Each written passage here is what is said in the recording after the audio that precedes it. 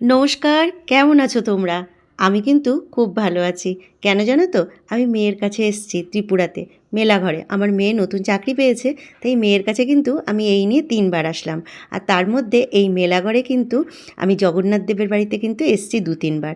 আমার বেশ ভালোই লাগে জানো তো? আর এবার আমার বরসুদ্ধ আমরা গিয়েছিলাম ১৪ দিনের জন্য মেয়ের কাছে। আর ট্রেনে ২ দিনের জার্নি ছিল, ওই ১৭ দিন।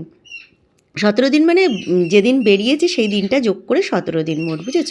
আর এখানের রাস্তাঘাটগুলো জানো তো বেশ এরকম উঁচু নিচু, বেশ সুন্দর। আমার তো বেশ ভালো লাগে। তবে হ্যাঁ, যখন উঁচুর দিকে উঠি তখন কিন্তু একটু হাঁপিয়ে যাই। ওই যে একটু তো বয়স হচ্ছে বলো, সেই জন্য ওই রকম হয়। আর দেখো দেখতে দেখতে চলে এসেছি আমরা জগন্নাথ দেবের বাড়িতে। আর জানো তো এবার আমার একটা খুব কষ্ট হয়েছে।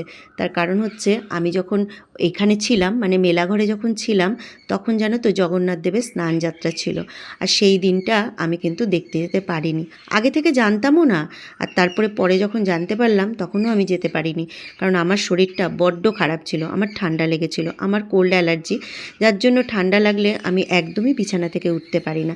তাই জন্য আর যেতে পারিনি। যাই হোক, মনের কষ্ট মনেই চেপে রাখলাম, যদি কোনো দিন ভগবানকে দেখতে পারি তাহলে আবার যাব, মানে স্নান যাত্রাটা দেখব।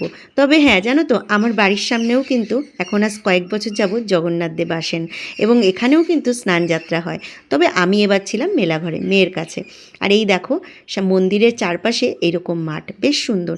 আমার না ত্রিপুরাটাকে বেশ ভালো লেগেছে। জায়গাটা ছোট, কিন্তু না সত্যি বলছি আমার খুব ভালো লেগেছে। ওখানকার মানুষজন, ওখানকার পরিবেশ, কেন জানি না আমার কাছে খুব ভালো লেগেছে, আর সত্যিই ভালো।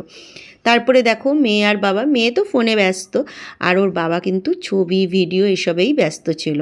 আমার বর বর কিন্তু ছবি ভিডিও এগুলো তুলতে ভালোবাসে, তবে কিন্তু ওই রকম আমার মতো ভিডিও করে না। ওর যখন মনে চায় তখন ওইগুলোকে একটু স্মৃতি হিসাবে ধরে রাখার জন্য পোস্ট করে, এটাই।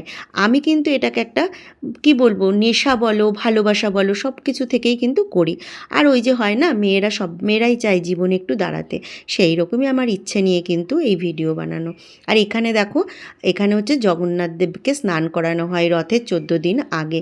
এই যে ঘরটা, এই ঘর, আর ওই যে বেদিটা দেখছো ওইখানে বেশ ঘটা করে কিন্তু হয়। ওই যে বললাম আমি এবার কাছে থেকেও কিন্তু দেখতে পারিনি, ওটাই আমার একটু আফসোস রয়ে গেছে। ঠিক আছে, ভগবান যদি চায় আবার কোনো দিন দেখব। আর এই দেখো আমার বর কীভাবে দেখছে, নিচু হয়ে দেখছে। আর ওখানে না দুটো ছোট ছোট ছেলে বসেছিল, ওদেরকেই জিজ্ঞাসা করে জানতে পেরেছি। আর এই দেখো মন্দিরের পাশে আরেকটা কিন্তু মন্দির তৈরি হচ্ছে। এই মন্দিরেই কিন্তু পরে জগন্নাথ দেব চলে যাবে। আর এই মন্দিরটা কিন্তু খুব সুন্দর করে তৈরি হচ্ছে। এই মন্দিরটা পুরনো, আর পেছনে যে মন্দিরটা হচ্ছে ওটা নতুন মন্দির। আমার কিন্তু খুব ভালো লেগেছে। আমি ঠাকুর দর্শন করে চারিদিকে ঘুরে তারপরে কিন্তু বাড়ির পথে রওনা দিয়েছি ৩ জনা মিলে। আর পথে ফেরার সময় ওই যে একটা ফুল পেয়েছি, কুড়িয়ে নিয়ে একটু বাচ্চামো করছিলাম, চুলে দিচ্ছিলাম। আর দেখো মেয়ে আর বাবার সাথে কিন্তু আমি হেঁটে একদম পারি না, ওরা ভীষণ তাড়াতাড়ি হাঁটে আর আমি ওদের পেছনে ছুটছি। চলো ওদেরকে ধরে নিই। চলো ভিডিওটা এই পর্যন্ত, টাটা।